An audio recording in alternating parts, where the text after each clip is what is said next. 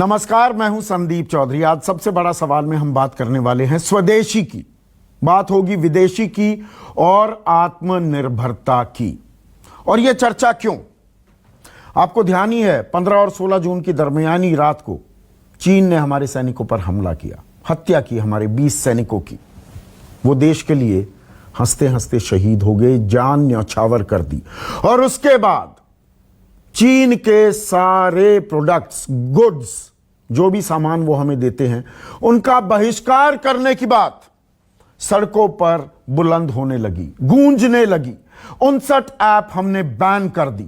चीन के साथ जो करार हुए थे उन पर एक के बाद एक प्रहार किया जाने लगा। 4G 5G स्पेक्ट्रम में चीन को बाहर निकाल किया गया और बात होने लगी स्वदेशी की कि हम अपने देश में सामान क्यों नहीं बना सकते, हम आत्मनिर्भर क्यों नहीं हो सकते। और इससे अच्छी कोई बात नहीं हो सकती दर्शकों। हम आत्मनिर्भर हो जाएं, हम खुद अपना सामान बनाने लगें, दूसरों पर अपनी डिपेंडेंस, अपनी निर्भरता हम जितनी कम कर सकें उतना बेहतर है देश के लिए। लेकिन ये एक आइडियल वर्ल्ड, एक आदर्श दुनिया की, आदर्श देश की हम बात कर रहे हैं। आज की सूरत हाल क्या है यह भी समझना चाहिए। जब सड़कों पर हम कहते हैं चीन के गुड्स का बहिष्कार कर दो, बहुत अच्छा किया सरकार ने, 59 ऐप बैन कर दी, उसके बाद 47 और बैन की है, उसके बारे में ज्यादा चर्चा नहीं हुई। लेकिन अभी कुछ दिनों पहले 6 और 7 अगस्त को अमेज़न ने एक प्राइम सेल की कि भाई सामान खरीदिए, डिस्काउंट पर सामान मिलेगा। और उसमें दर्शकों आपको यह जानकर हैरानी होगी, सबसे ज्यादा माल क्या बिका? फोन। ये फोन आजकल हम सब कैरी करते हैं, आजकल हम सब व्हाट्सएप यूनिवर्सिटी के प्रोफेसर बन गए हैं इन फोन्स की बदौलत। सबसे ज्यादा इस सेल में फोन बिके। कितने के? $600 मिलियन। आप कहेंगे रुपए में समझाइए। लगभग 4,500 करोड़ के फोन बिक गए। और वो कंपनियां कौन सी थी? वन प्लस, रियलमी, शाओमी, सभी चीनी फोन थे। हमने बड़े हंसते हंसते, खुशी खुशी दूसरों को बताकर और दूसरों को भी कहकर कि आप भी खरीदिए, ये फोन खरीद लिए। तो चीन के बहिष्कार का एक पहलू ये भी है। अब हम जब आत्मनिर्भरता की बात करते हैं तो कुछ आंकड़े हमें समझने की जरूरत है। आज की तारीख में मैं सिर्फ चीन के कुछ आंकड़े आपके सामने पेश करता हूं। सोलर पैनल्स, सौर ऊर्जा एक नया सेक्टर है कि सौर ऊर्जा हमारे देश में सूरज की किरणों की कोई कमी नहीं है। 75% सोलर पैनल कहां से आते हैं? चीन से आते हैं। प्लास्टिक 44% चीन से इंपोर्ट होता है। फोन की मैंने बात कर दी, हमारे यहां पर खुद भारतीय कंपनियां 1.6% फोन ही बनाते हैं। इलेक्ट्रिकल्स, अगर आप टीवी की बात करो, 40 से 50% टीवी वो चीन से आते हैं, सीधे चीन से। इंडोनेशिया, मलेशिया, थाईलैंड में उसकी बात नहीं कर रहा हूं। ऑटोमोबाइल पार्ट्स 20 से ज्यादा फीसदी जो आप गाड़ियां चलाते हैं, स्कूटर, मोटरसाइकिल चलाते हैं, उनमें इस्तेमाल होने वाले कंपोनेंट्स जो हैं वो चीन के हैं। तो हम जब आत्मनिर्भरता की बात करते हैं, ये बदलाव हम कैसे करेंगे, इस पर बहुत सवाल उठते हैं और उठने चाहिए, और ये बात आपको समझनी चाहिए। लेकिन आज मैं चर्चा क्यों कर रहा हूं? क्योंकि सरसंघ चालक मोहन भागवत ने भी स्वदेशी के मायने क्या हैं उसे फिर से समझाने की कोशिश की है। तो मोहन भागवत ने क्या कहा है, पहले वो सुन लीजिए। सारी दुनिया से जो अच्छा है हम लेंगे, ये हमारी प्रतिज्ञा है। हमारी स्वदेशी यानी विदेश का जो कुछ है सबका बहिष्कार, ऐसा बिल्कुल नहीं है। हमारे लिए जो उपयुक्त है, हमारी शर्तों पर हम सब लेंगे, परंतु इनको हम हमारे रंग में रंगाएंगे। हमारी अपनी कल्पना है जीवन की, वैसा जीवन खड़ा करेंगे तो ये हमारी समृद्धि है। और अब विपक्ष ने इस बात पर हमला भी किया है। कांग्रेस के वरिष्ठ नेता हैं दिग्विजय सिंह, उन्होंने ट्वीट किया। और ट्वीट में क्या कुछ लिखते हैं दिग्विजय सिंह, वो भी मैं स्क्रीन पर लेकर आ रहा हूं। क्या मोहन भागवत जी अपने इस बयान से मोदी जी के दबाव में चीन के लिए रास्ता तो नहीं खोल रहे हैं, तो क्या हम चीन के लिए फिर से रास्ता खोलने लगे कि देखिए अभी हम सीधे आत्मनिर्भर नहीं हो सकते, हमारी डिपेंडेंस इतनी है चीन पर कि अभी उसके बिना काम नहीं चल सकता, अभी दूसरे देश भी आएंगे, अमेरिका यहां पर निवेश करने को तैयार है, लगातार बातें हो रही हैं, लेकिन वो निवेश भी करेगा, कोई फैक्ट्री लगाएगा, उसमें कुछ उत्पादन शुरू होगा, उसमें बरसों लग जाते हैं। ये ऐसा नहीं है कि आज आपने फैसला किया कल फैक्ट्रियां चलने लगी, तो उसमें वक्त लगेगा। तो अभी टाइम बाय भी किया जा रहा है क्या? ऐसे में आज का सबसे बड़ा सवाल, आत्मनिर्भर भारत में थोड़ा स्वदेशी थोड़ा विदेशी चलेगा? और क्या भारत में संपूर्ण स्वदेशी मुमकिन नहीं? चर्चा में मेरे साथ बीजेपी के राष्ट्रीय प्रवक्ता, उनके राज्यसभा सांसद भी हैं डॉक्टर सुधांशु त्रिवेदी, मेरे साथ कांग्रेस का पक्ष रखने के लिए तहसीन पूनावाला हैं, समाजवादी पार्टी के राष्ट्रीय प्रवक्ता अनुराग भदौरिया भी चर्चा में जुड़ चुके हैं, अश्वनी महाजन स्वदेशी जागरण मंच से जुड़े हैं, वरिष्ठ हैं, नीतिकार हैं, बड़े नीतिकार हैं, इनसे भी मैं जानना चाहूंगा स्वदेशी के मायने क्या हैं, और वरिष्ठ पत्रकार सिद्धार्थ सिंह भी मेरे साथ इस चर्चा में जुड़ गए हैं। और अश्वनी महाजन, सवाल मैं आपसे ही शुरू करता हूं आज। जो ये संपूर्ण स्वदेशी की हम बात करते हैं, संपूर्ण स्वदेशी होना मुमकिन नहीं है क्या? अभी हमें थोड़ा स्वदेशी थोड़ा विदेशी ये घालमेल करके चलना पड़ेगा? मुझे लगता है कि हम स्वदेशी के बारे में थोड़ा कुछ we are trying to read more than what is required. वास्तव में स्वदेशी और आत्मनिर्भरता ये दोनों आपस में जुड़े हुए हैं, और प्रारंभ से ही आत्मनिर्भरता का मतलब होता है इसके टू प्रॉन्ग्ड स्ट्रैटेजी कहते हैं इसको। दो तरफा की ये रणनीति है।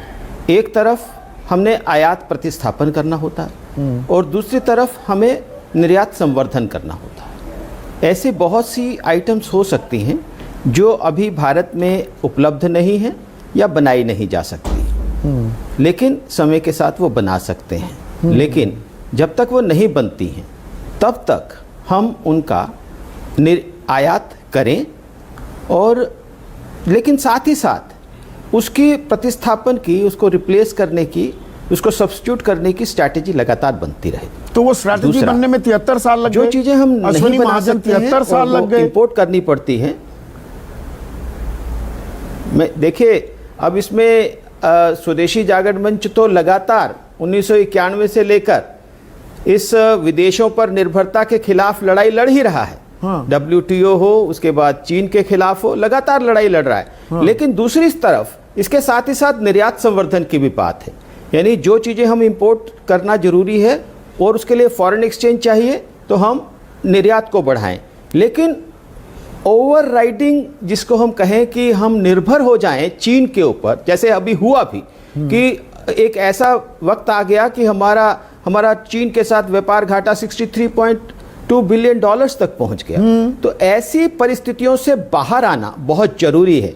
तो यही आत्मनिर्भरता का लक्ष्य है। नहीं, मैं यही तो पूछ रहा हूं। सभी प्रकार की अश्वनी जो महाजन, निर्भरता है आपने बहुत अहम बात खासतौर पर चीन पर हम कम। आप 91 से लड़ाई लड़ रहे हैं, मैं 91 का ही उदाहरण देता हूं। मैं कुछ आंकड़े देख रहा था, मैं पहले भी अपने शो में चर्चा कर चुका हूं। 1991 में दवाइयों के मामले में हमारी चीन पर या पूरी दुनिया पर निर्भरता 1% थी। हम अपनी दवाइयां खुद बनाते थे। आज ये सवाल और ये उदाहरण मैं किस लिए दे रहा हूं अश्विनी महाजन, और देखिए आप सर हिला रहे हैं, मैं ठीक उदाहरण दे रहा हूं कि हम संकट काल, संक्रमण काल में फंसे हुए हैं, और 90% से ज्यादा API जो कच्चा माल होता है दवाइयों का, आज वो चीन से आ रहा है। गलत तो नहीं कह रहा मैं अश्विनी महाजन? यही मैं कह रहा हूं कि इस दौरान हमने चीन पर निर्भरता इतनी ज्यादा बढ़ा ली, उस डंपिंग की वजह से हमने डंपिंग होने दी। सबसे ज्यादा दुखदाई बात यह है कि हमारी सरकारों ने डंपिंग होने दी। हाँ, 98 से 2004 आपकी सरकार थी, आज 2014 से 2020 तक भी आपकी सरकार है। ये भी यहां पर क्योंकि बहुत अतीत गिनाया जाता है। यही मैं कह रहा हूं कि हाँ। 2004 और 14 के बीच में हमारे 3000% चीन से इंपोर्ट्स बढ़ गए। अच्छा, 98 से 2004 में कुछ नहीं हुआ, हमारे जो इंपोर्ट 2014 से 2020 के बीच में कुछ नहीं हुआ।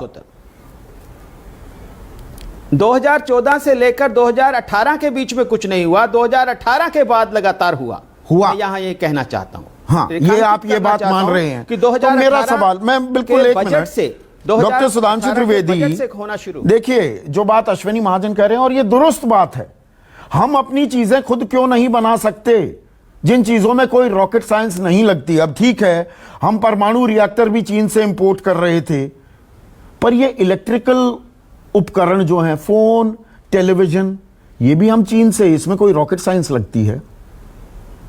या दवाइयां, या प्लास्टिक, या ऑटो कंपोनेंट्स, मतलब किस चीज पर हमारी निर्भरता नहीं है? हम चीन को दे क्या रहे हैं? कपास और रासायनिक, ऑर्गेनिक रसायन, ये हम एक्सपोर्ट करते हैं, हम सब कुछ इंपोर्ट तो कर रहे हैं। संदीप जी, आपने अभी जो बातें कही उसमें से 2 शब्द लेकर ही मैं इसका जवाब देता हूं। आपने अपने अभी प्रारंभिक उदाहरण में फोन का उदाहरण दिया, बड़ी महत्वपूर्ण बात है। आज दुनिया में हम चीन के बाद सबसे बड़े फोन के कंज्यूमर थे, और 2014 में सरकार आने से पहले ये फोन बनाने वाली कितनी कंपनियां थी भारत में? 2।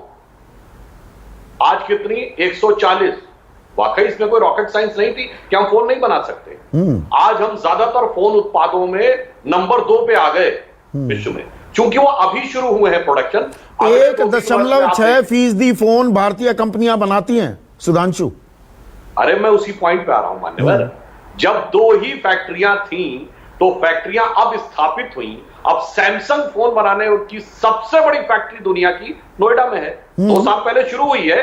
अब आने वाले वर्षों में आप देखेंगे। 1 मिनट अनुराग, बीच में नहीं अनुराग, सिर्फ सुधांशु त्रिवेदी स्क्रीन पर नहीं। मैं क्रॉस टॉक नहीं होने दूंगा, बिल्कुल नहीं अनुराग, कोई बातचीत नहीं जा रही है। सुधांशु, हाँ, तो देखिए, इसलिए ये आपने बिल्कुल सही बात कही कि रॉकेट साइंस नहीं थी। इसका मतलब सिर्फ सरकारों की गंभीरता नहीं, सैमसंग भी तो कोरियाई कंपनी है ना, सैमसंग भी कोरियाई कंपनी है। मैं आपसे बात तो कह रहा हूं मान्यवर, तो चीन भी एप्पल कंपनी का सबसे बड़ा प्रोड्यूसर है। एप्पल अमेरिकन कंपनी है। हाँ। मगर यहां पे यह बात है कि हम तो बनाते तक अपने यहां नहीं थे, हम असेंबल तक अपने यहां नहीं करते थे, उसमें कौन सी समस्या थी? अब रॉकेट साइंस की आपने बात कही, वहां से मुझे एक बात याद आई। बताइए, हमारा देश अपना रॉकेट चंद्रमा और मंगल तक भेज सकता था। चंद्रयान और मंगलयान हम बना सकते थे, और हम हवाई जहाज नहीं बना सकते थे, एसॉल्ट राइफल नहीं बना सकते थे। ये बात किसी के गले के नीचे उतरने वाली है। जब मोदी सरकार आई तभी डिफेंस प्रोडक्शन की बात शुरू हुई, और अब हम एसॉल्ट राइफल्स बनाने, प्रोडक्शन होना शुरू हो गया। अगले 1 वर्ष में निर्यात शुरू हो जाएगा, और हमारी इंटरमीडिएट रेंज मिसाइल्स अगले 1 साल में निर्यात होने की स्थिति में आ जाएंगी। तो आपने बिल्कुल सही कहा, कोई रॉकेट साइंस नहीं थी, केवल सरकारों के मंतव्य। 6 साल से आपकी सरकार बनाना नहीं चाहते। सुधांशु त्रिवेदी, 6 साल से आपकी सरकार है, इस बात को ना भूलिए। और यहां पर जो दिग्विजय सिंह सीधा राजनीतिक आरोप लगा रहे हैं आप पर कि क्या मोहन भागवत सरसंघ चालक मोदी जी के दबाव में चीन के लिए रास्ता खोल रहे हैं? क्या अब आपको समझ में आ रहा है? 2 महीने तो आपने कर दिया। मैंने इसीलिए अमेजॉन प्राइम सेल का उदाहरण दिया। 4,500 करोड़ के मोबाइल फोन वो चीनी कंपनियों के ही थे, हमने हाथों हाथ ले लिए। सड़क पर 2 दिन हल्ला किया, चीनी भागो, और खरीद लिया हमने माल, क्योंकि और माल अवेलेबल नहीं है और यह सस्ता है। अब देखिए, यहां पर मैं दोनों बातें कहूंगा। ये नागरिकों की जागरूकता का विषय, उन्हें ध्यान रखना चाहिए कि कोई मोबाइल सस्ता सुविधाजनक चीन का हम न खरीदें। अब बताइए, किसी जमाने में तो लोग रियासतें बचाने के लिए वो कर लेते थे, यहां तो हम एक मोबाइल बचाने में तैयार नहीं, वो एक अलग विषय। मगर दिग्विजय सिंह जी जब बोलते हैं, अब जिनकी पार्टी करार और व्यापार करके बैठी हुई, अटल जी की सरकार जब गई थी, $1.1 बिलियन का ट्रेड डिफिसिट था, और जब इनकी सरकार आई 38 समथिंग बिलियन डॉलर का ट्रेड डेफिसिट हो गया। और अब तो कितना है? $65 बिलियन। अपने बारे में बताइए ना भाई। आप मान्यवर, देखिए, आप ऐसी बात कहने लगते हैं संदीप जी, आप बहुत समझदार व्यक्ति हैं। हाँ। जब कोई पेस मोमेंटम 34 गुना बढ़ गया, 34 गुना, तो आप उसको 2 गुने तक भी लाने के लिए कितना रोकना पड़ता है उस आवेग को? अभी तो आप बात समझिए ना, कि जब आपने उसको 34-35 गुना बढ़ा दिया, और आपको पता है उस 10 साल का जो क्यूमुलेटिव ट्रेड डेफिसिट है, यानी सकल जो ट्रेड हमसे चीन ने कमाया $175 बिलियन, जो चीन के रक्षा बजट का 3 गुना है। यानी अकेला रक्षा बजट का 3 गुना 10 साल में हमने कमा के दे दिया चीन को। और क्या क्या चीजें बनाई, वो सब जो हमारे यहां बन सकती थी, जैसे मोबाइल, टेलीविजन से लेके और खिलौने, गणेश जी की नहीं, दवाइयां, हाँ गणेश जी तो आ ही रहे हैं। सरदार पटेल की प्रतिमा भी जो बनाई उसमें 15 से 20% माल चीन से मंगाना पड़ा। यह भी एक कड़वी हकीकत है। तो दरवाजे तो हमने खोले थे ना, हम आत्मनिर्भर नहीं बन पाए। हमने कहा make in India, stand up India, startup India, skill India, पर नहीं हुआ। अब उसको आत्मनिर्भरता का मुलम्मा उड़ा दिया। मान्यवर, अभी मैंने आपको उदाहरण दिया कि 2 कंपनियों से 140 कंपनियां हो गई और आप कह रहे नहीं हुआ। अभी मैंने उदाहरण दिया कि एसॉल्ट साइफल पहली बार भारत में बनने लगी, आप कह रहे नहीं हुआ। अभी हमारे इंटरमीडिएट रेंज मिसाइल्स बनने लगे जो एक्सपोर्ट होंगे, आप कह रहे नहीं हुआ। मान्यवर, बहुत कुछ हुआ। नहीं, मैं ये थोड़ा कह रहा हूं कि कुछ नहीं हुआ, पर मैं दूसरी तस्वीर भी रख रहा हूं जिसको इग्नोर नहीं किया जा सकता। तहसीन पूनावाला, और ये बात सुधांशु भी मान रहे हैं, दिए बाती से लेकर बल्ब जो हम दिवाली पर लगाते हैं या गणेश जी की प्रतिमा, मतलब मैं बहुत ही छोटी छोटी बातें गिनवा रहा हूं। अभी मिसाइल्स की बातें होने लगी, सब कुछ तो हम मंगा रहे थे। अब समझ में आ रहा है क्या कि नहीं, अभी एकदम स्वदेशी हम नहीं हो पाएंगे, थोड़ा विदेशी थोड़ा स्वदेशी करना पड़ेगा। यही तो कह रहे हैं मोहन भागवत जी। सबसे पहले तो आपके शो में शिरकत करने का मौका मिला, शुक्रगुजार हूं। मैं 2-3 आंकड़े रखना चाहता हूं क्योंकि डेटा को आप कैसे भी पढ़ सकते हैं। माननीय सुधांशु जी, जिनकी मैं बहुत इज्जत करता हूं, उन्होंने कुछ डेटा दिया, लेकिन मैं भी डेटा सामने देना चाहता हूं। 2014 तक प्रति परिवार हर भारतीय 10,000 रुपए का चीनी सामान खरीदता था। आज 2020 में वही परिवार 20,000 रुपए का चीनी सामान खरीदता है। तो मैं भी आंकड़ा बता सकता हूं कि दुगना हो गया है। देखिए, आप जो कह रहे सर, ये बिल्कुल सही कह रहे हैं। इस दुनिया में कोई भी हमें ग्लोबलाइज दुनिया में रहते हैं। अगर आप इसमें अंतर करने की कोशिश करोगे तो मैं आपसे एक उदाहरण देता हूं। मैं चीन पर आता हूं। ब्लैकस्टोन इंडिया $30 बिलियन का रियल एस्टेट में उनका इन्वेस्टमेंट है। क्या ये इंडियन कंपनी है या ये विदेशी कंपनी है? तो हम इन लाइंस को ब्लर कर देते हैं। मैं चीन के मुद्दे पर रुकना चाहता हूं। आपने दवाइयों की बात की, तोलिजुमब और रेमडेसिविर, ये दो दवाई कोविड के लिए बेहद जरूरी है। तोलिजुमब 30 से 32,000 रुपए की दवाई है। ये ब्लैक मार्केट में साफ 70-80 हजार में बिक रही। क्यों? क्योंकि बिना सोचे समझे आपने बॉयकॉट चीन कर दिया। अब मैं जानना चाहता हूं, मैं बहुत साधारण व्यक्ति हूं, मुझे सुधांशु जी बता दे, मेक इन इंडिया और आत्मनिर्भर भारत में अंतर क्या है? आप कोई चीज हेडलाइन मैनेजमेंट के लिए कह देते हो। मेक इन इंडिया के समय में आपने सारी ये बातें की। अगर आज आपको आत्मनिर्भर भारत करना है, यानी आपका मेक इन इंडिया फेल हो गया। मैं आपको आंकड़े के साथ बात कर रहा हूं। आपने मोबाइल कंपनीज की बात की, 180 कंपनीज की बात की। वो सारे मोबाइल यहां पर असेंबल हो रहे हैं, मैन्युफैक्चरिंग नहीं हो रहा है। सिर्फ एप्पल मैन्युफैक्चरिंग चालू करेगा। वो 2013 में उसने एग्रीमेंट साइन किया था मनमोहन सिंह की सरकार के साथ। और सर, जो इलेक्ट्रॉनिक्स और मोबाइल की बात करते हो, 95% इलेक्ट्रॉनिक्स में जो रेयर मटेरियल्स इस्तेमाल होते हैं, रेयर मिनरल्स, ये चीन एक्सपोर्ट करता है। क्या कोई मिनरल्स को आप बैन करने वाले हो? तो आप कहां की बात कहां ले जाते हैं हेडलाइन मैनेजमेंट के लिए? आप ये बता दीजिए। ठीक है, सुधांशु रिस्पॉन्ड कीजिए, बाकी मेहमानों पर जाता हूं फिर। देखिए, मैं एक बात का ये जवाब दे दूं। इन्होंने कहा मेक इन इंडिया और आत्मनिर्भर भारत में क्या अंतर है। तहसीन पढ़े लिखे व्यक्ति हैं, इन्हें पता होना चाहिए। मेक इन इंडिया का मतलब ये है, जो संदीप जी आपने कहा ना, सैमसंग कोरियाई कंपनी है मगर उसकी सबसे बड़ी फैक्ट्री भारत में हो जी, नोएडा में है। हुंडई कोरियाई कंपनी है मगर चेन्नई की फैक्ट्री उसकी सबसे बड़ी कार मैन्युफैक्चरिंग कंपनी दुनिया की हो गई। यह है मेक इन इंडिया। यानी हमारे पास सामर्थ्य है तो ये वाला पक्ष जो है वो भारत में आके बनाए। जैसे अभी सरकार ने निर्णय लिया कि हमारी एविएशन इंडस्ट्री बढ़ रही है, तो मेंटेनेंस, ओवरहॉल एंड रिपेयर जहाजों का, चाहे सैन्य हो या नागरिक हो, उसका यहां बनेगा। ये मेक इन इंडिया है।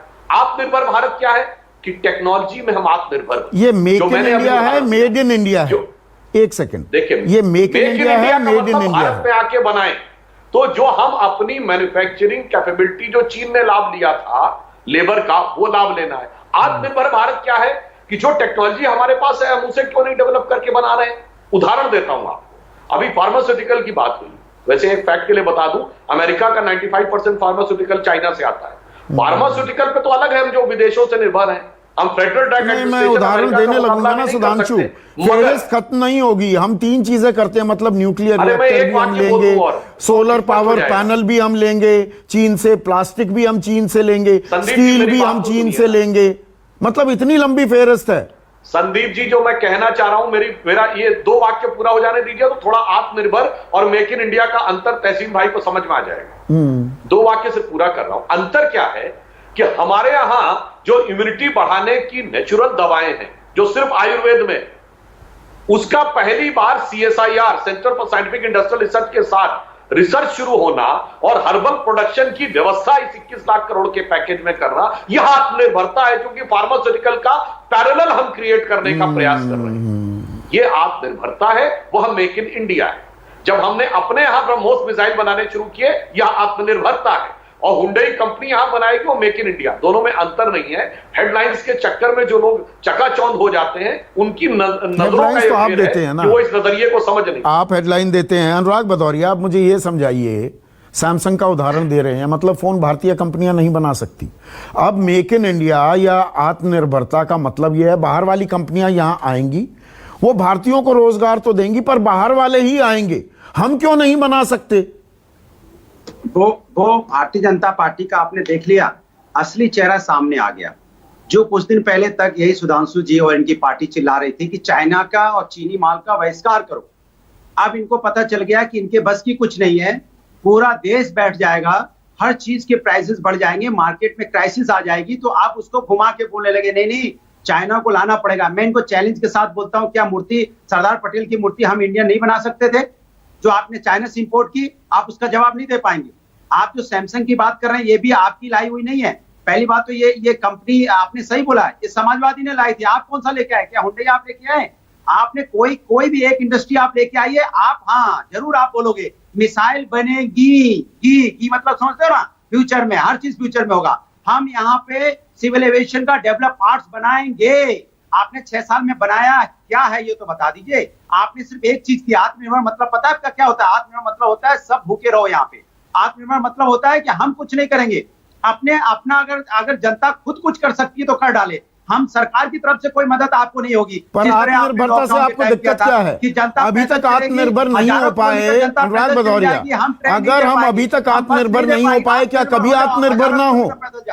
एक मिनट अनुराग भदौरिया, अभी तक आत्मनिर्भर नहीं हो पाए तो कभी भी ना हो, दूसरों पर डिपेंडेंट रहे। तो मैं तो कहना चाहता हूं, तो मैं सरकार से पूछना चाहता हूं कौन सी ऐसी चीज है जो 6 साल में आपने बनाना शुरू किया, आत्मनिर्भर हम बन जाए? हम तो चाहते हैं हम आत्मनिर्भर बने, लेकिन सिर्फ डायलॉग के लिए थोड़ी बने, जनता को सिर्फ लुभाने के लिए थोड़ी बने। आप ये बताइए आत्मनिर्भर की तरफ आपने कदम कौन सा बढ़ाया है? कौन सी ऐसी टेक्नोलॉजी आपने बनानी शुरू की जिससे हम मशीन बनाना शुरू कर देंगे? हम इनसे ही पूछना चाहते हैं। चलिए हम मोबाइल प्रोडक्शन शुरू करना चाहते हैं हमारे देश के अंदर में, तो कौन सी मशीन आपके पास है जो आप बनाना शुरू कर देंगे? आप बताइए, आप यहाँ पे कौन सा ऑयल आपने यहाँ पे रिसर्च शुरू किया है कि आप यहाँ पे ऑयल प्रोडक्ट आप यहाँ पे बनाना शुरू कर देंगे? आप बताइए ना, आपने कदम कौन सा बढ़ाया है? आप फर्टिलाइजर तक भी विदेश से मंगा रहे, सोचो आप, क्या आप उस 10% यूरिया बाहर से आ रहा है। कि आप वेजिटेबल वो भी आप अपने देश में नहीं ठीक से करवा पा रहे, उसको बाहर से इंपोर्ट कर रहे हैं। आप बताइए, आपने कौन सा ऐसा काम, किसान को मजबूत कर दिया होता आपने तो वेजिटेबल तो कम से कम हम अपने प्रोडक्ट कर रहे होते।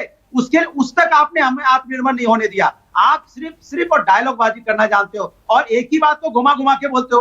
अभी ये 1 महीना पहले बोल रहे थे नहीं हम विदेशी माल नहीं चाहिए, हम आत्मनिर्भर करेंगे, हमने चाइना को बैन कर दिया, चाइना की इकोनॉमी खत्म कर दी, चाइना निस्त नाबूद हो जाएगा, चाइना नक्शे से खत्म हो जाएगा।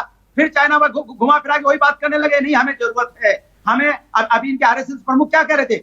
हमें उनको अपने रंग में ढालना है। वो आपके रंग में कैसे ढंगेंगे? जब सैमसंग के यहाँ मोबाइल बनेगा तो वो अपनी टेक्नोलॉजी लेके आएंगे, आपके रंग में कहां से ढल जाएंगे? वो तो अपना प्रोडक्ट बनाएंगे ना। आप कंज्यूमर हैं सिर्फ। अश्विनी महाजन रिस्पॉन्ड कीजिए, वो हमारे रंग में कैसे ढलेंगे? वो तो अपनी टेक्नोलॉजी। एक minute Anurag, 1 minute, hold your horses. आपने वैलिड पॉइंट बोला है तो मुझे जवाब चाहिए ना।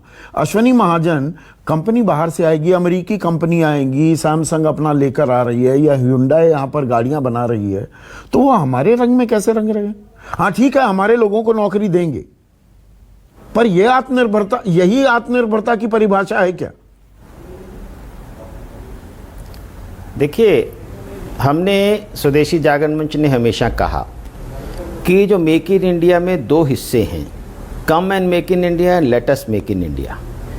जो come and make in India वो सही नहीं है, हम हमेशा से इसका विरोध किया है। Late us make in India, उसको कहना है आत्मनिर्भरता। इस बीच में मैंने जैसे आपको बताया कि बीच का कालखंड एक ऐसा रहा कांग्रेस सरकार के बाद भी कि ऐसा लगा कि हम चीन के बिना नहीं रह सकते, लेकिन 2018 फरवरी में, उससे पहले थोड़ा बहुत प्रयास हुआ, हमने बड़ी संख्या में एंटी डंपिंग ड्यूटीज़ लगाई। 2018 फरवरी में हमने पहली बार प्रोटेक्टिव टैरिफ्स लगाने शुरू किए, फरवरी में, जुलाई में, अगस्त में, अक्टूबर में लगातार, और उसका कई जगह विरोध भी हुआ। ऐसे जो लोग थे जो भूमंडलीकरण के समर्थक थे वो उसका विरोध कर रहे थे, लेकिन उसका परिणाम निकला। वो परिणाम ये निकला कि हमने एक ही साल में 2017-18 में जहां हमारा इलेक्ट्रॉनिक्स का इंपोर्ट 28 बिलियन डॉलर था, वो 18-19 में वो घट करके 20 बिलियन डॉलर रह गया, 19-20 में वो 18.5 बिलियन डॉलर रह गया। इसलिए इन सब चीज़ों का परिणाम निकलता है। इसीलिए अभी जो आत्मनिर्भरता की बात हो रही है, टैरिफ्स बढ़ाने की बात हो रही है, एंटी डंपिंग ड्यूटीज़ बढ़ाने की बात हो रही है, उसका परिणाम निकलेगा। और वो परिणाम ये सही है कि आप इतने वर्षों से लगातार निर्भर होते रहे और आप अचानक पूछेंगे कि अब आत्मनिर्भर कब होंगे। आत्मनिर्भर होंगे यदि उसके लिए प्रयास किए जाएंगे। नहीं, सवाल उसमें मेरा ये भी है, देखिए आपने बहुत जनता भी बहिष्कार कर रही है और साथ ही साथ सरकार की तरफ से भी प्रयास इंडिया क्या होता है, और टैरिफ बढ़ाए जाए, एंटी डंपिंग ड्यूटीज बढ़ाई जाए, और इसके अलावा बहुत सारी और चीजें हो सकती हैं। मैं यहाँ पर अपनी बात पूरी कर लूं कि बहुत सारी और चीजें हो सकती हैं। नहीं, आपने एक वैलिड पॉइंट उठाया, एक मिनट अश्वनी महाजन, आपने एक वैलिड पॉइंट उठाया। आपने कहा कि ये कम मेक इन इंडिया नहीं, लेट्स मेक इन इंडिया करना चाहिए। पर मेक इन इंडिया तो 2014-15 में नारा बुलंद किया गया था, तो हमने कुछ नहीं किया। आज हम कह रहे हैं आत्मनिर्भर, मतलब फर्क क्या है? वो पिछला जो नारा था कि मेक इन इंडिया और आज आत्मनिर्भर हम बनाएंगे भारत में, इसमें फर्क क्या है? देखिए, अभी एक नई रियलाइजेशन हो रही है, वो ये है कि विदेशों से कंपनियां आएंगी, वो अपना उत्पादन बढ़ाएं, वो एक पक्ष है, लेकिन जिस प्रकार से जितनी निर्भरता हमारी चीन पर हो गई है उसको किसी न किसी रूप से रोकना ही पड़ेगा। और अपने देश में जैसे एपीआईज की बात है, 12,000 करोड़ रुपए की एक स्कीम लेकर के केंद्र सरकार आई है, उसमें तीनों प्रकार के जो एपीआईज हैं, फर्मेंटेशन के, दूसरे वाले सभी प्रकार के एपीआईज के लिए 12,000 करोड़ रुपए की स्कीम है। उसी प्रकार से इलेक्ट्रॉनिक्स के लिए 42,000 करोड़ रुपए की स्कीम सरकार लेकर के आई है।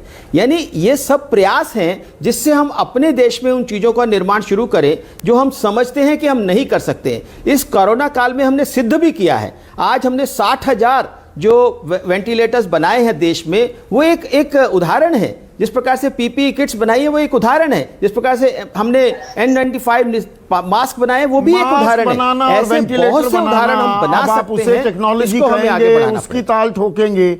मास्क बनाना और वेंटिलेटर बनाना, मैं नहीं मानता कि वो आत्मनिर्भरता का कोई परिचय देता है, लेकिन इस सिक्के का एक और पहलू है। जब भी सिद्धार्थ सिंह, एक मिनट, सिद्धार्थ सिंह स्क्रीन पर। सिद्धार्थ, जब भी हम आत्मनिर्भरता की बात करेंगे, स्वदेशी की बात करेंगे, तो इन्वेस्टमेंट, निवेश चाहिए। आज की तारीख में क्या हम निवेश करने को तैयार हैं, या हम ट्रेडिंग बन गए हैं? We have become a trading company कि माल बाहर से मंगाओ, ठप्पा यहां पर लगाओ और बेच दो। हमने अपना मैन्युफैक्चरिंग बेस तो बढ़ाया ही नहीं। हम खुद क्या बना रहे हैं और दुनिया को क्या दे रहे हैं? यह कड़वा सवाल है, लेकिन इस सवाल के भी जवाब तलाशने होंगे ना हमें। नहीं, देखिए, आपने बहुत महत्वपूर्ण सवाल उठाया, और इसको अगर हम थोड़ा सा दूसरी जो इसका दूसरा पहलू वो ये है कि देखिए, सारी जिम्मेदारी केवल सरकार पर नहीं हो सकती। कहीं ना कहीं हमारा जो उद्योग जगत है उनको भी इस बात की रिस्पॉन्सिबिलिटी लेनी। हम देखें, मतलब आपने कहा कि सैमसंग आ रहा है, अभी भी विदेशी कंपनी आके हिंदुस्तान में जो है मैन्युफैक्चरिंग कर रही है, क्योंकि टेक्नोलॉजी उन्हीं के पास है। तो देखिए, इसके पीछे कारण है कि हमारी हिंदुस्तानी कंपनियों ने रिसर्च एंड डेवलपमेंट के जो क्षेत्र में बहुत ज्यादा इन्वेस्टमेंट नहीं किया। और दूसरा जो है, हमारे यहाँ शायद ऐसी सरकार की जो नीतियां नहीं रही हैं, जिसको हम कहते हैं ना ईज ऑफ डूइंग बिजनेस।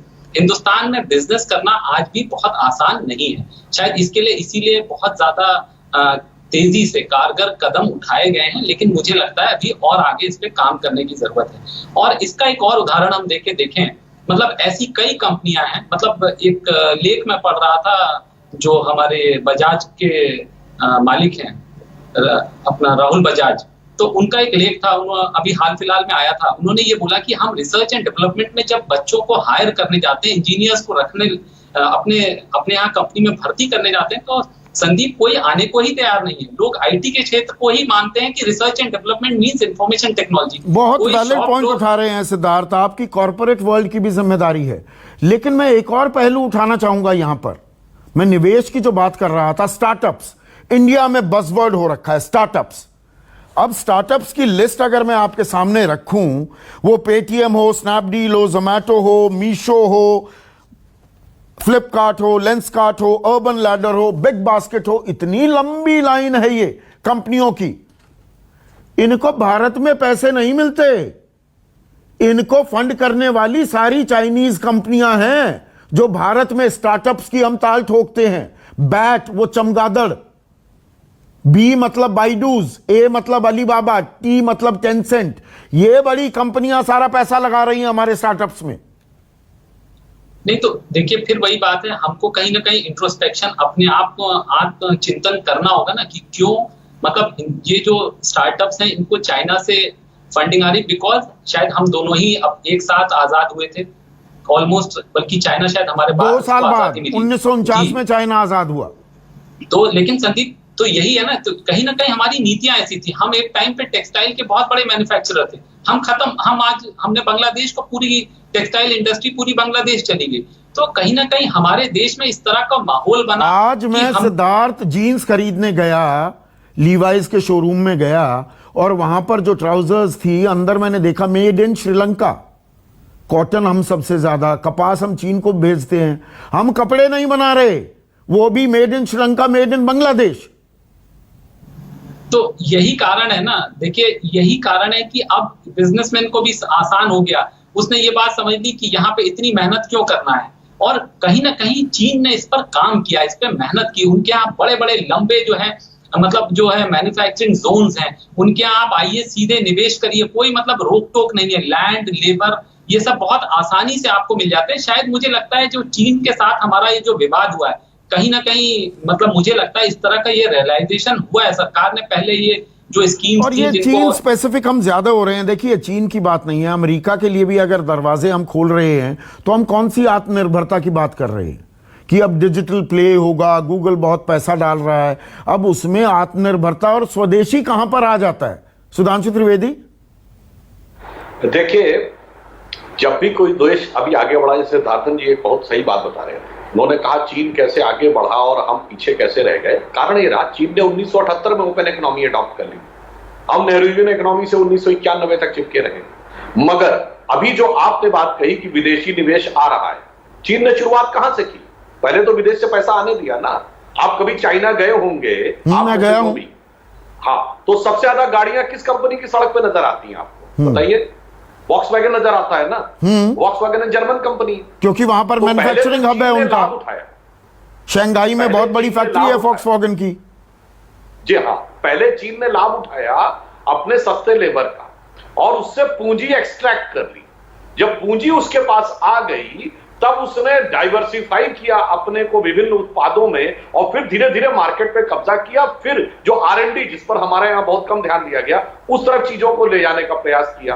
तो इसलिए इस ग्लोबलाइजेशन के दौर में आप पूंजी का इनपुट कैसे आ रहा है, परंतु उसको आप अपने हित में कैसे यूज कर पा रहे हैं, ये सरकार की नीतियों की दक्षता। तो ये नहीं सोचा ना हमने अब तक। मैं नॉर्मली एक मिनट आप यूज कर रहे हैं अपने पक्ष में। आप हमेशा इतिहास का, अतीत का उदाहरण देते हैं, आप बहुत अच्छे स्टूडेंट हैं हिस्ट्री के, डॉक्टर सुधांशु त्रिवेदी। मैं एक बात आपको याद दिलाऊं, आप तस्दीक करेंगे।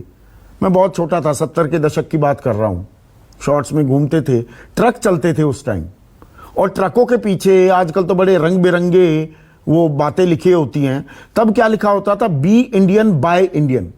Correct me if I am wrong. Be Indian buy Indian. पर हम कुछ नहीं कर पाए। बस हम ताल ठोकते रह गए, हम विश्व गुरु बनेंगे, हम दुनिया पर कब्जा कर लेंगे, हम बड़ा मार्केट है, दुनिया यहां पर आकर अपना सामान बेचती चली गई, हमने अपने दरवाजे खुले रखे और हम सोते रहे। संदीप जी, आपने 70 के दशक की याद दिला दी, तो आपको पता है किस वर्ष तक भारत चीन से आगे था? 1974 तक। 1974 में चीन हमसे आगे जाना शुरू हुआ। तो कहानी कहां से गड़बड़ाई अलग बात नहीं, हम पीछे क्यों रह गए? हमें हाथी कहते हैं ना, चीन को ड्रैगन कहते हैं, थाईलैंड को tiger, south east Asian Nations को। वो टाइगर भी दहाड़ने लगा, ड्रैगन भी अपना मुंह चौड़ा करके घूमता रहा, ये हाथी क्यों सोता रहा? और आज भी सो रहा है क्या? वो हाथी इसलिए सोता रहा कि आपने 47 से 49 में तो हमारा कोई मुकाबला नहीं था, चीन से हम बहुत आगे थे। मगर चीन ने गलतियां स्वीकार की, उसने कहा माओ की कल्चरल रिवॉल्यूशन गलत थी, आप चीन गए होंगे, वो लोग एक्सेप्ट करते हैं। हमने 91 में नेहरूवियन पॉलिसी छोड़ी, मगर आज तक स्वीकार नहीं करती पार्टियां कि नेहरू गलत थे। अरे कहिए गलत थे, साफ बात। नहीं, वो तो वाजपेयी साहब ने भी नहीं कहा। और अटल बिहारी वाजपेयी तो कसीदे पढ़ते थे जवाहरलाल नेहरू के। मैं नेहरूवियन इकोनॉमिक पॉलिसीज की बात कर रहा हूं। हाँ, इकोनॉमी गलत थी, इसे स्वीकार करना चाहिए। तो 30 साल में हम क्यों नहीं बदल पाए? 91 के बाद हम 2020 की बात कर रहे हैं। सवाल तो ये है ना। हाँ, उसमें भी एक फैक्टर और भी है। एक बार आपको याद हो, मैं आपके साथ डिबेट पे था और आपको लगा था मैं ज्यादा एग्रेसिव होकर बोल रहा हूं। जानते क्या विषय था? हाँ। अब जब विश्व में मुकाबला होता है, हमारे यहां वामपंथी लॉबी जितनी सक्रिय है, चीन या वामपंथी देश में भी नहीं सक्रिय है। और आप चुन चुन के देख लीजिए, वो प्रोजेक्ट जो भारत के लिए महत्वपूर्ण होते हैं, उन्हीं में जाके सबसे ज्यादा बवाल क्रिएट होता है और वह प्रोजेक्ट रुक जाते हैं। और मैं कहूंगा वैश्वीकरण के दौर में यदि ये स्टडी हो जाए कि बाद में प्रोजेक्ट किन देशों में गए, तो पिक्चर बहुत सारी स्पष्ट हो जाएगी। हमारी सरकार ने आने के बाद जब नाक में नकेल डाली है, तो आपने देखा होगा प्रोजेक्ट रोकने वाले आंदोलनों में कमी आनी शुरू हुई है, वरना ये बाकायदा धंधा बन गया था। और मैं यह बात कह रहा हूं, आरोप लगा रहा हूं कि इसमें विदेशी हाथ भी था, कि जहां पर कोई इंपॉर्टेंट प्रोजेक्ट आने वाला हो, वहां पे एक आंदोलन। आपने इंपॉर्टेंट प्रोजेक्ट की बात की, एक मिनट। तहसीन पूनावाला 2 मिलियन यानी कि 20 लाख स्मार्ट मीटर टेंडर वो पीटी हेक्सिंग को दिया गया। ये चीनी कंपनी थी, अब उसे रोका गया। Uttar Pradesh power corporation limited ने चाइनीज स्मार्ट मीटर्स का जो करार था वो तोड़ा। हम करार कर रहे थे, मतलब बिजली के मीटर भी हम चीन को ठेका दे रहे थे। वीवो अभी तक हमारे आईपीएल को स्पॉन्सर कर रहा था जी। 150 उत्पादों की गुणवत्ता पर अब हम सख्ती करने वाले हैं। अगरबत्ती में बांस की जो डंडी लगती है वो भी हम चीन से मंगाते थे। हर घर में अगरबत्ती जलाई जाती है। पर मैं ठेकों की बात कर रहा था, बड़े ठेकों की। जो हमारी रेलवे का डेडिकेटेड फ्रेट कॉरिडोर है ना, इसकी कॉरपोरेशन ऑफ इंडिया लिमिटेड है, उसने 471 करोड़ का चीन को ठेका दिया। टेलीकॉम कंपनीज में 4G 5G स्पेक्ट्रम में चीन को ठेका मिलता था। हरियाणा सरकार ने 780 करोड़ का 2 थर्मल पावर प्लांट के लिए चीनियों को ठेका दिया। महाराष्ट्र सरकार, जहां से आप ताल्लुक रखते हैं, 5000 करोड़ के प्रोजेक्ट दिए गए चीनियों को। तो हम क्या कर रहे थे? मेरा सवाल यहां पर है, हम क्यों नहीं करते? बहुत उम्दा सवाल है, मैं उसका जवाब दूंगा, लेकिन एक दो पॉलिटिकल पॉइंट्स के जवाब देकर मैं कुछ इंपॉर्टेंट बातें करना चाहता हूं। देखिए, पहले अश्विनी महाजन जी ने कहा कि अभी जो है हम टैरिफ लगा देंगे, हम एंटी डंपिंग स्ट्रेटेजी करेंगे। हम ये भूलते, टीवी पर बात करना बहुत आसान होता है संदीप जी, आप बहुत ही रिसर्च करते हो आपके शोज के लिए, पढ़कर आते हो आपके शोज के लिए। हम WTO के सिग्नेटरीज है। एक चीज टीवी पे रेटोरिकली कहना और एक्चुअली उसको इंप्लीमेंट करना। अगर अश्विनी जी जो कह रहे सच है, तो अब तक मोदी जी ने क्यों नहीं किया? या देश के खिलाफ है मोदी जी? तो हम WTO के सिग्नेटरी है, क्या मोदी जी हमें WTO के बाहर निकाल रहे? तो लेट्स नॉट मेक स्टेटमेंट जो फैक्चुअल नहीं है। दूसरी बात मुझे कहना था, बार बार हम कहते मेक इन इंडिया और आत्मनिर्भर भारत का मुझे अंतर समझाया नहीं गया, लेकिन मैं आपके दर्शकों को सिंपल चीज समझाना चाहता हूं। एक पॉलिटिकल बात करते, फिर मैं इंटेलेक्चुअल बात करना चाहता हूं। रफाल में जो अर्लियर अग्रीमेंट थी, उसमें ट्रांसफर ऑफ टेक्नोलॉजी थी। इसमें आपने डायरेक्ट रफाल खरीदा है, no transfer of technology. Sukhoi जो मेरे पूना से उड़ती है, HAL उसको मैन्युफैक्चर करता है, transfer of technology joint venture, government to government contract. तो ट्रांसफर ऑफ टेक्नोलॉजी पहले भी थी, जो उदाहरण सुधांशु जी दे रहे थे। और अनुराग भाई बिल्कुल सही थे, जो नोएडा में सैमसंग का प्लांट है और जो हुंडई में चेन्नई में हुंडई का प्लांट है, ये 2012-2013 में आए थे। इसकी अग्रीमेंट तब साइन हुई थी। तो हम चीजों को समझे, सिर्फ मोदी जी के गुणगान ना गाए। अब मुझे महत्वपूर्ण बात करनी है, अगर भारत को इकोनॉमिक सुपर पावर बनना है, आपने बहुत बढ़िया बात कही, आपको इन्वेस्टमेंट करना होगा। हम एक कंजम्पशन ड्रिवन इकोनॉमी, हम कभी भी एक एक्सपोर्ट ड्रिवन इकोनॉमी नहीं थे, और कंजम्पशन आज की तारीख में, कोविड के पहले आरबीआई की रिपोर्ट है, हमारा जो कंजम्पशन है ये 40 साल में सबसे कम पर गिर गया था। हमारी जो मैन्युफैक्चरिंग कैपेसिटी है ये 60% हो गई थी हमारी कंपनीज के, और जो क्रेडिट आउटपुट है, आरबीआई की रिपोर्ट को मैं कोट कर रहा हूं, ये 45 साल में सबसे कम है हमारी आरबीआई की। आप नेहरू जी को बिल्कुल गाली दे सकते हैं, ये आपका अधिकार है, आप नेहरू जी को बुला करें, लेकिन मोदी जी ने 6 साल में वो किया जो 45 सालों में नहीं हुआ। अगर आपका क्रेडिट आउटपुट है ही नहीं साहब, तो इंडस्ट्रियलिस्ट लोन लेकर इंडस्ट्री कैसा डालेगा? तो जाहिर सी बात है चीन पैसा डालेगा, अमेरिका पैसा डालेगा अपने स्टार्टअप में। नहीं, अब मैं वही अमेरिका वाले एंगल पर आना चाह रहा था। एक मिनट अनुराग भदौरिया, जी सर, एक मिनट अनुराग भदौरिया, देखिए ये चीन की बात नहीं है। जब हम आत्मनिर्भरता की बात करते हैं, चीन के साथ भाई हमें कब्जा, हमारी जमीन पर कब्जा करोगे, हमें आंखें दिखाओगे, गिरगिट की तरह रंग बदलोगे, तो हम भी पलटवार करेंगे और तुम्हारा सामान नहीं खरीदेंगे। लेकिन चीन से सामान नहीं लेंगे, उसमें भी दिक्कतें आ रही हैं, क्योंकि हम अपना सामान खुद नहीं बना पा रहे। अब हम अमेरिका से भी, अब गूगल वगैरह, चलिए भारतीय मूल के उनके सीईओ हैं, बड़ी अच्छी बात है, वो यहां पर 75,000 करोड़ या 1 लाख करोड़ रुपए लगाने को तैयार हैं। तो एक तरफ के दरवाजे बंद किए, दूसरी तरफ खोल दिए, वो हम इसमें आत्मनिर्भर कैसे होंगे? सवाल यह है, बड़ा सवाल यह है, सिर्फ चीन की बात नहीं है। बिल्कुल बिल्कुल संदीप जी, मेरे पास पूरा डाटा है, लेकिन मैं इसमें से कुछ नहीं पढ़ूंगा, मैं सच बता रहा हूं, कोई फायदा नहीं। आप भी जो डाटा लेके बैठे हो, असली बात क्या है पता है आपको, कि हम क्यों नहीं आत्मनिर्भर हो पा रहे हैं। असली बात है कि मैं आपको धन्यवाद देता हूं कि आपने इतनी अच्छी डिबेट रखी है, लेकिन मैं आपको चैलेंज के साथ बोलता हूं, इस देश के अंदर में 90% टाइम टीवी पे जाति धर्म की डिबेट में चला जाता है, क्योंकि हम टेक्नोलॉजी की और देश की उन्नति की बात कब होती है? क्योंकि ये पार्टी सिर्फ सत्ता पाने की बात करती है, देश को आगे ले जाने की थोड़ी बात करती है। देश को आगे ले जाने के लिए हमारे साथ इमोशनल कार्ड खेला जाता है, आत्मनिर्भर बोल के हमें लूटा जाता है, दिल से लूटा जाता है कि हम आत्मनिर्भर बनना चाहते हैं। ये बातें हैं, ये जैसे नेता की बातें नहीं होती, बातें हैं ये, हम आगे नहीं ले जाना चाहते आपको। अगर सच में पार्टी सच में देश को आगे ले जाना चाहती तो सारी टीवी पे इस तरह की डिबेट्स हो रही होती, ना कि जाति धर्म की बात हो रही होती। अरे एक दिन जाति धर्म की बात होगी, 24 घंटे जब आप सत्ता की राजनीति करोगे, सत्ता पाने की राजनीति करोगे, क्योंकि उन्हें पता चल गया सत्ता धर्म और जाति के रास्ते से आता है, विकास के रास्ते से सत्ता थोड़े आता है। तो ये सब प्रोडक्ट की बात या आत्मनिर्भर की बात, ये सब जो इसको आपकी ये सुधांशु जी जब घर में बैठेंगे तो मैं चैलेंज के साथ कहता हूं, सुधांशु जी यही बोलेंगे, अरे सब में कुछ नहीं रखा है, फालतू डिबेट है। देखो राजनीति तो उसे जाति धर्म की बात से ही होती है, सत्ता उसी से मिलती है, इन बातों में कुछ नहीं रखा है। मैं आपको सच कह रहा हूं, अकेले में ये बोलते होंगे। नहीं, हम चर्चा करते आए हैं, हम चर्चा करते रहेंगे। नहीं, देखिए अनुराग भदौरिया, हम बिल्कुल क्लियर हैं, न्यूज़ 24 बड़ा क्लियर है इस मामले में। हम चर्चाएं ऐसे करेंगे जो लोगों से जुड़ी हो। कह रहा हूं आपको मैं बधाई देता हूं और मैं चैलेंज के साथ बोलता हूं, ऐसी डिबेट किसी चैनल पे हो नहीं रही होगी। क्यों? अगर ये डिबेट शुरू होने लग जाए ना, इस तरह की दिन में 3 डिबेट हो जाए, हमारा देश कहां से कहां पहुंच जाए। लोगों के अंदर में जागरूकता होगी, नहीं हमें आगे बढ़ना है, हमें अपना प्रोडक्ट तैयार करना है, हमें देश के अंदर अपनी इकोनॉमी देश की मजबूत करनी है, हम अभी कुछ नहीं बना रहे। ऐसी एक भावना जगेगी, जैसे जाति धर्म की भावना जगाते हैं ना भारतीय जनता पार्टी के लोग, अगर ऐसी भावनाएं अगर जनता के अंदर जगाएंगे, स्टार्टअप करने की बात करेंगे, गवर्नमेंट पॉलिसी को चेंज करेंगे। अरे आप अभी जमीन लेने के जाओ तो एसडीएम डीएम के चक्कर काटते काटते आपके जूते घिस जाएंगे, आप अपनी फैक्ट्री नहीं लगा सकते। तो आप बताइए कहां से स्टार्टअप इंडिया होगा? बातें करना आसान है। ठीक है अश्विनी महाजन, एक मिनट अश्विनी महाजन, सिर्फ कोरे बयानबाजी से हम आत्मनिर्भर हो जाएंगे क्या? और संपूर्ण स्वदेशी होना मुमकिन है क्या?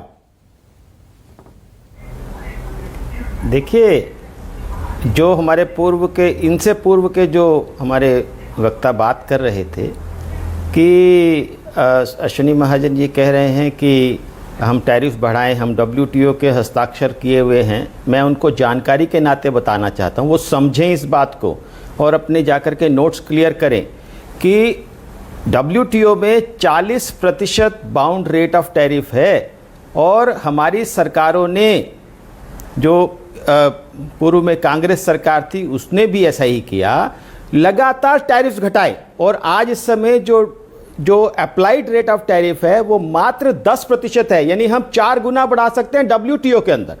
WTO में रहते हुए अमेरिका 6,500 आइटम्स पर नॉन टैरिफ बैरियर्स लगाता है, चाइना 3,500 आइटम्स पर नॉन टैरिफ बैरियर्स लगाता है, हम मात्र 350 लगाते हैं। तो ये सरकार भी तो यही कर रही है ना अश्विनी महाजन।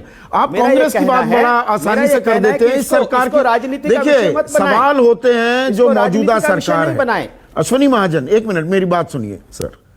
सरकार पूछे जाते हैं मौजूदा सरकार। मैं ये कह रहा हूं कि इसको राजनीति का विषय नहीं बनाएं। नहीं राजनीतिक विषय है, क्यों ना बनाया जाए, क्यों ना बनाया जाए। राजनीतिक विषय है, ये हमारे आपके जीवन से जुड़ा हुआ विषय है। बैरियर्स लगाएं तो उसके रास्ते में रोड़ा नहीं होना चाहिए। नहीं, आपका बिल्कुल फेयर पॉइंट है, पर मैं यहां पर, और आप again correct me if I am wrong, अभी भी आप इंडोनेशिया, मलेशिया, थाईलैंड, इनके साथ फ्री ट्रेड एग्रीमेंट कर रखी है ना आपने।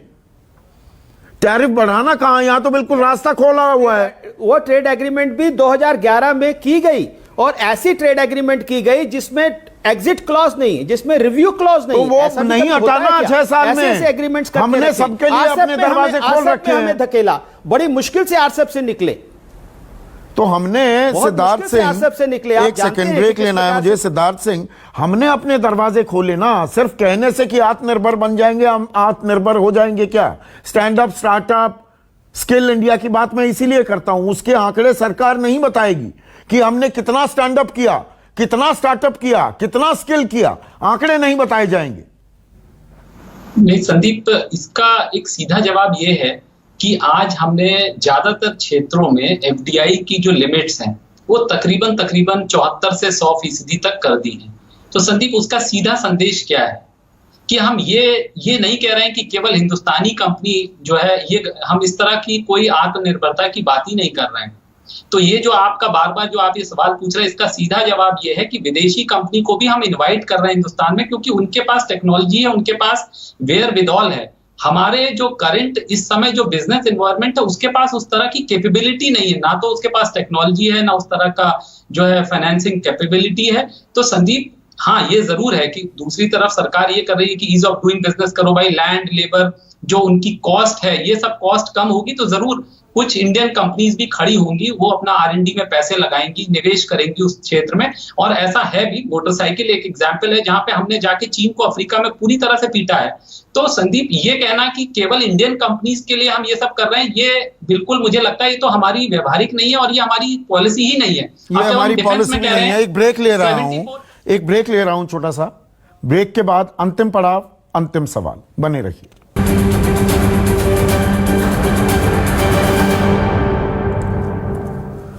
अंतिम पड़ाव, अंतिम सवाल। सुधांशु त्रिवेदी, क्या संपूर्ण स्वदेशी मुमकिन नहीं है? एक वाक्य तो मैं ये पहले कह दूं कि मैं टाइम की कमी है, मगर अनुराग भदौरिया जी बहुत भाषण दे रहे थे, खुद उनकी पार्टी MY की बात करती है, एक जात का प्रतीक, एक धर्म का प्रतीक, और यहाँ के भाषण दे रहे थे। अब मैं संपूर्ण स्वदेशी की बात करता हूं। देखिए, जो कुछ गलतियां पिछली बार हो गई तो हो गई पिछली सरकारों से, अब गलती सुधारने वाले आ गए हैं। और संदीप जी, संपूर्ण स्वदेशी, स्वदेशी अर्थव्यवस्था, स्वदेशी स्वास्थ्य व्यवस्था, स्वदेशी शिक्षा व्यवस्था, स्वदेशी विचार, स्वदेशी संस्कृति, स्वदेशी सोच, स्वदेशी मनोदशा की आवश्यकता है। और गुलामी की मानसिकता से अभी तक हमारे देश का एक बहुत बड़ा हिस्सा बाहर नहीं निकला है। संपूर्ण स्वदेशी की आवश्यकता है। आपने अच्छी बात की। तो मतलब हम ग्लोबल विलेज नहीं है, अब दुनिया से कट जाएंगे, हम अपने संस्कारों को आगे बढ़ाएंगे। एक बात और कह दूं, जो आपने बड़ी अच्छी बात कही। आपको पता 91 में सोवियत संघ के विघटन के बाद एक बहुत बड़े अर्थशास्त्री थे, फ्रांसिस फुकुयामा। उन्होंने किताब लिखी थी end of the history of the last man, जिसमें उन्होंने कहा था now it is best for the rest to follow the west. मगर 25 साल के अंदर डोनाल्ड ट्रंप, जो अमेरिका का राष्ट्रपति, आके सबसे पहले पैसिफिक कोलिशन से अपने को बाहर किया। जी, खत्म हो गया वो जमाना। ठीक है। तहसीन पूनावाला, 15 सेकंड। रेटरिक है। क्या आप मारुति को एक स्वदेशी कंपनी कहोगे या विदेशी, जिसमें सुजुकी का मेन पैसा लगा हुआ है? दूसरी बात, आप कहते हो कि हम टैरिफ बढ़ा देंगे, हम एंटी डंपिंग लॉ लगा देंगे, और स्टील को लेकर मैं उदाहरण दे रहा हूं, आपने साउथ कोरिया के साथ फ्री ट्रेड एग्रीमेंट किया और स्टील की सारी कंपनी साउथ कोरिया की भारत में आ गई। तो आप कौन सी बात करते हो? आपको पता ही नहीं, आपका दाहिना हाथ तो बायां हाथ, दाहिना हाथ में आप एक चीज के तो बायां हाथ तो यानी कि कंफ्यूजन है अभी स्वदेशी, विदेशी और आत्मनिर्भरता को लेकर। ये दूर होना चाहिए और हम जितने आत्मनिर्भर बने उतना बेहतर होगा। आज के लिए बस इतना ही। नमस्कार।